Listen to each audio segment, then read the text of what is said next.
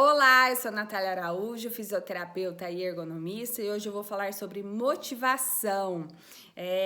Motivação, algumas características individuais e também como isso se relaciona no contexto do trabalho. Claro que trago para as minhas vertentes aí de fisioterapia do trabalho e também ergonomia. E como o nome já diz, motivação, o que quer dizer? É um indivíduo ter uma motivação para fazer uma determinada ação. E isso é um fator muito intrínseco do indivíduo. Ou seja, o indivíduo ele é totalmente responsável pelo seu grau de motivação em determinada tarefa que ele faça. É claro que os fatores externos, os estímulos externos podem sim impactar aí no grau de motivação ou desmotivação daquele indivíduo em específico. Será que esses conceitos de motivação e desmotivação impactam aí no dia a dia do meio produtivo, por exemplo? Não só no meio produtivo, né? Em questões familiares, em casa, na família, no convívio social, entre amigos. É fácil da gente observar quando nós temos um conhecido, um colega, um familiar que encontra-se muito motivado ou pouco motivado, né? Isso, imagina só, isso nos influencia no convívio do nosso lar, da nossa casa, né?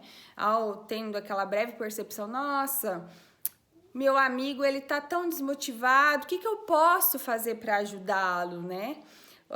Agora imagina nas questões das organizações, o quanto isso é complexo para as organizações, independente se ela é uma organização pequena, se ela é uma organização média, se ela é uma organização grande, o quanto é desafiador tratar desse assunto nas empresas. Por quê?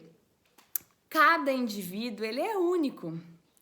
Cada indivíduo possui um objetivo. Cada indivíduo possui uma meta específica. Cada indivíduo possui uma motivação.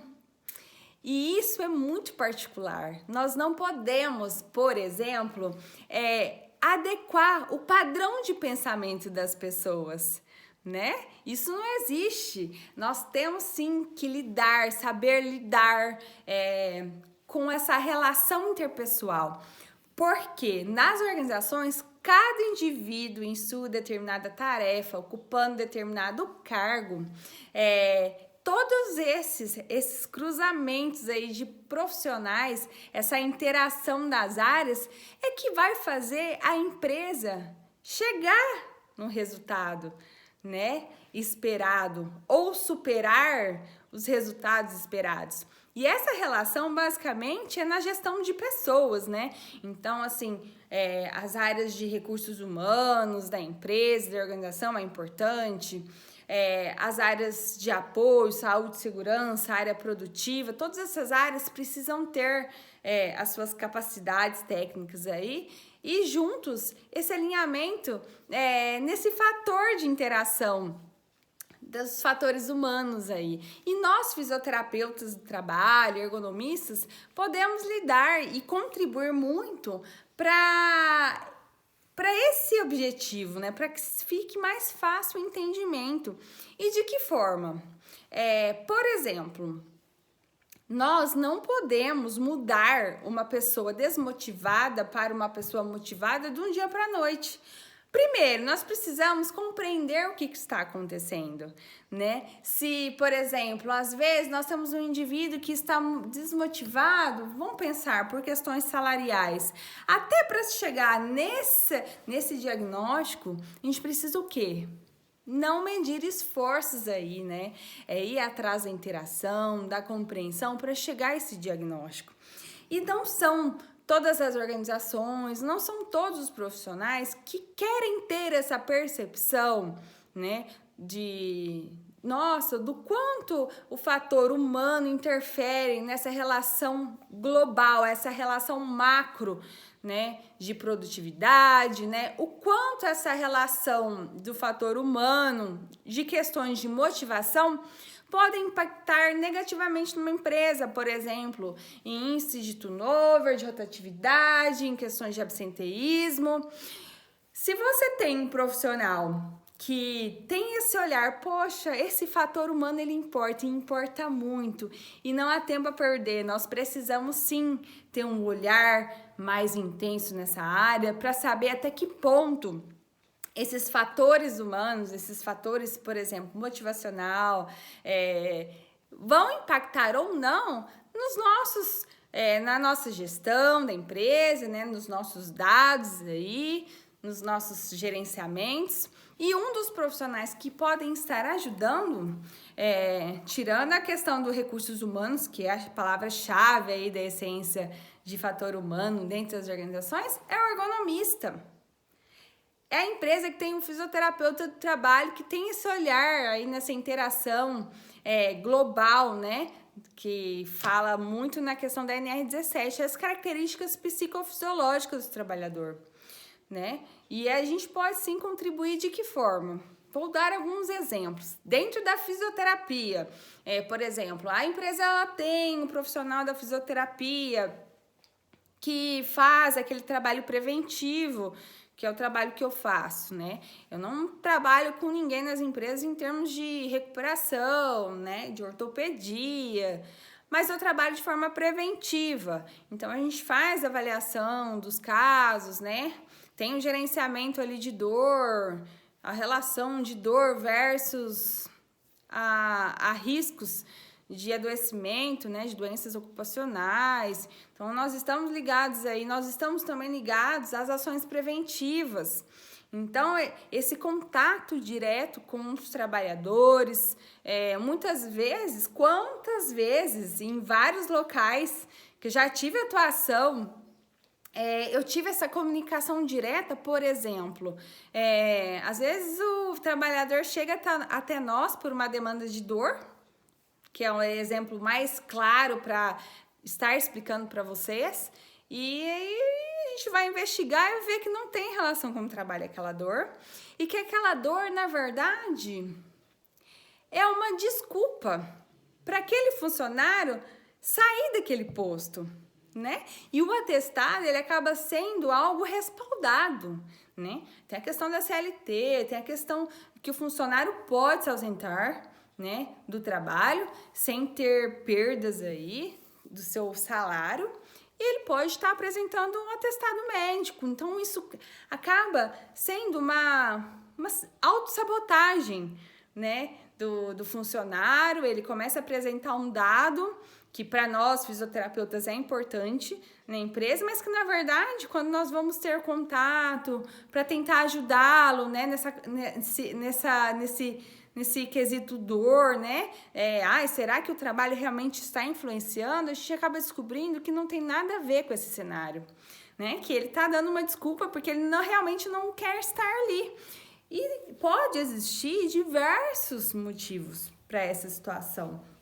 Então, essa interação entre os fisioterapeutas que atuam na empresa pode ser, sim, um indicador importante para a mensuração de quem são essas pessoas, como que está aquele quadro da empresa, qual o clima organizacional, há algum impacto nessas relações, e a partir desses pré-diagnósticos aí, nós vamos nos estruturando para aplicação de estudos específicos para ter uma compreensão maior dessas demandas, né? Será que é importante uma avaliação de clima organizacional, né?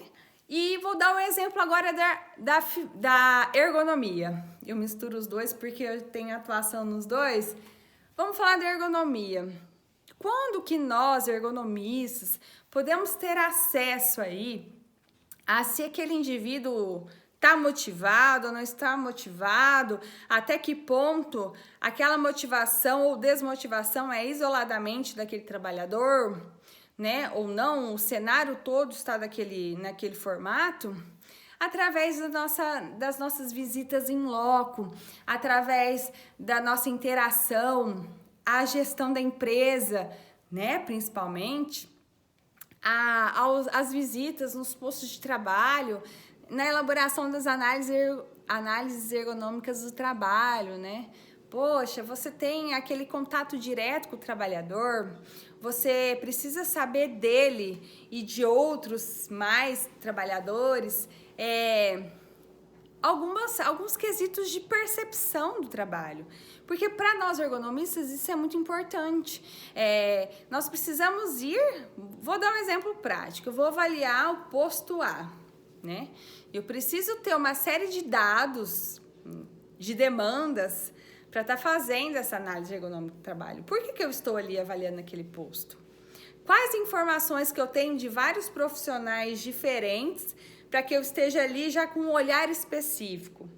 Será que aquela visão que eu estou tendo do posto, os meus pré-diagnósticos daquele posto que eu estou observando, vai mudar a partir do momento que eu tenho contato com os trabalhadores que neles atuam? Quando você convoca e que você começa a descobrir qual é a visão daquele trabalhador, um trabalhador que está ali há 2 meses faz diferença de um trabalhador que está ali há 10 anos? De todas as mudanças que aquele trabalhador de 10 anos teve ali naquele convívio da empresa, vai fazer diferença? Quando você tem dúvidas sobre essas questões de visita em loco, do que você observou, do que você analisou, do que chegou de informações dos entrevistados, e que aí você às vezes, opa, isso daqui não ficou claro. E aí você vai nas áreas de apoio necessárias para que você tenha uma compreensão mais assertiva da situação daquele trabalho. Isso tudo vai fazendo com que a análise do trabalho seja rica de informações. E ricas nesses aspectos que eu digo: físico, organizacional, cognitivo. E quando você vai naquele posto A, conforme eu venho falando, e que você, de repente, pergunta para o trabalhador: tá, eu entendi o que você faz, que você tira todas as suas dúvidas através da análise específica. Você tem alguma queixa? Você tem alguma queixa, por exemplo, das suas máquinas, dos seus equipamentos? Sim, não, qual? Aí você vai dando um norte para facilitar um entendimento da interação entre vocês. Aí, de repente, você entra, você tem alguma queixa organizacional? Ah, mas o que é isso? Aí você vai aprofundando, né? Porque aí você está em teste com o trabalhador para que ele tenha clareza das suas perguntas e que ele consiga te responder. Aí, de repente, ele fala: ai, nossa, aqui a gente tem um problema sério com isso, é a comunicação, é a questão de cargos e salários, né? Pode surgir várias queixas. E, por exemplo, um setor onde eu avaliei 5, 10, 30 pessoas, onde eu tive várias demandas com a mesma queixa, seja ela organizacional, seja ela psicossocial, né? Isso já me orienta, já me sinaliza que ali é um setor, por exemplo, de baixa motivação, de baixo estímulo, né? Nessas questões de deixar o funcionário motivado ou não. E é onde nós vamos nos respaldando na compreensão para se chegar ao diagnóstico final, que é o diagnóstico da análise ergonômica do trabalho. E é aí que vem o mais rico de tudo, porque não é o ergonomista que vai lá, faz a análise, que aponta, né, as inconformidades, por exemplo, que ele vai executar todas as ações fazendo com que aquele ambiente se torne outro. Não. Os ergonomistas sinalizam tudo aquilo que, no ponto de vista dele, através de todos esses elementos, recursos que ele utilizou para chegar no diagnóstico, ele vai começar o quê? A interagir e a envolver as demais áreas, né? E, por exemplo, onde nós podemos criar aí situações de envolvimento de outros profissionais. Nossa, nesse setor, por exemplo, é muito importante que se faça treinamentos voltados aos aspectos comportamentais. Nossa, naquele setor, naquela situação, é importante que tenha um estudo envolvendo profissionais X ou Y para que se melhore essa condição, que reduza, por exemplo, situações de desmotivação, enfim. Os conceitos na prática aí, né, são muito individuais, né? A gente precisa sim ter um embasamento muito bacana para poder dar o diagnóstico e também a recomendação necessária.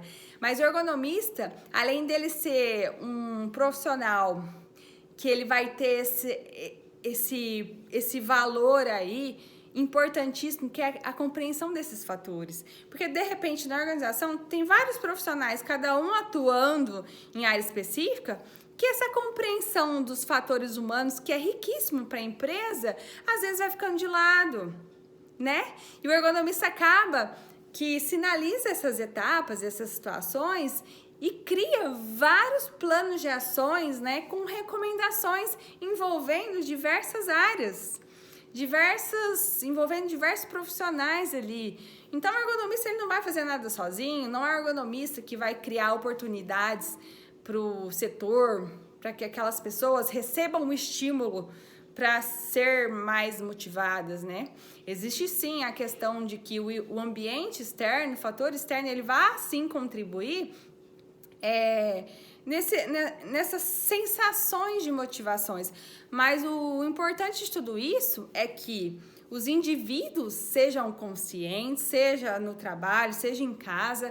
Por isso que nos meus vídeos terá sempre abordagens em relação ao autocuidado, ao autoconhecimento, ao desenvolvimento, porque eu aprendi ao longo aí das minhas experiências que a cada dia mais será importante nós investirmos em nós mesmos, porque a gente não consegue mudar o outro, né? Até as organizações, por mais que existem normas, regras que precisam ser seguidas, né, para um bom funcionamento, né? E o funcionário ele precisa seguir as regras e as normas da empresa, mas tem particularidades psicofisiológicas que nós não conseguimos mudar e que não cabe à empresa mudar, mas cabe à empresa reconhecer, por exemplo, que essa adversidade é o que contribui para a riqueza de detalhes, de elementos que pode sim, de maneira ajustada, contribuir para o sucesso daquela empresa, o sucesso aí dos desempenhos, da performance em si.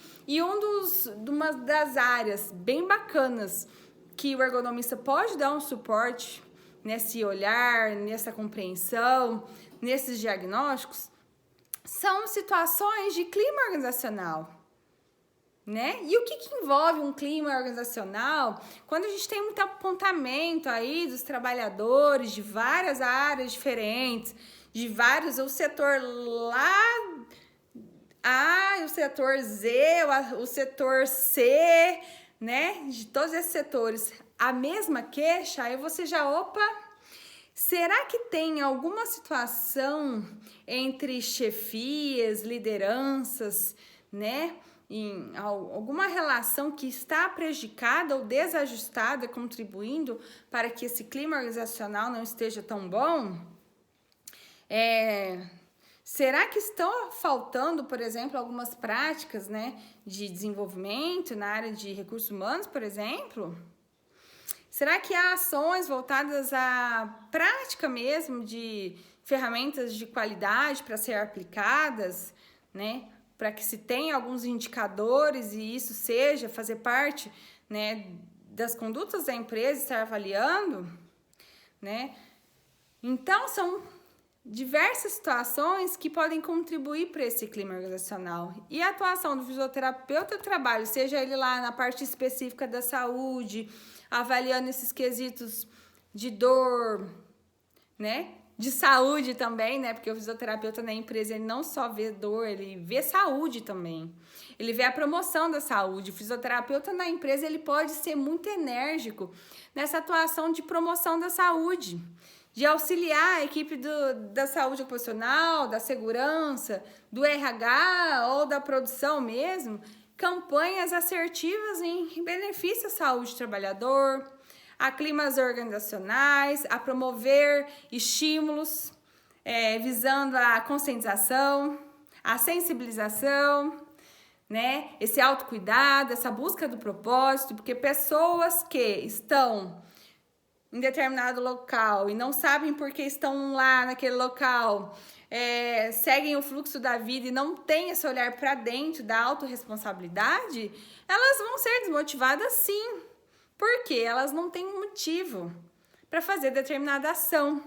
Então, essa interação desses valores, dos fatores humanos e a organização, e até mesmo essa responsabilidade individual de cada um, isso contribui muito para a gente chegar a um diagnóstico, por exemplo, nossa, determinadas pessoas são tão motivadas, determinadas pessoas são tão desmotivadas. Aonde eu estou nesse processo? O quanto a minha compreensão, contribuição individual pode ajudar ao trabalho de equipe, por exemplo. Então, é esse olhar aí da ergonomia, do profissional ergonomista, do profissional fisioterapeuta nas empresas, né? Sendo aí um sinalizador e interagindo as áreas necessárias para que se caminhem juntos, para que o objetivo geral, o que é? Produção, eficiência, conforto, satisfação, né? E baixas o quê? Baixa rotatividade, baixo dados de absenteísmo, porque isso reforça que o nosso trabalho, o nosso valor, a nossa essência como profissionais está refletindo aí nas organizações, desde que se tenha um olhar para isso. Então aí fica aí mais uma área de atuação dos profissionais aí, nesse âmbito de motivação, que vem sim agregar muito ao resultado aí de todos os processos da empresa. Eu espero que vocês tenham gostado e até o próximo vídeo. Tchau, tchau!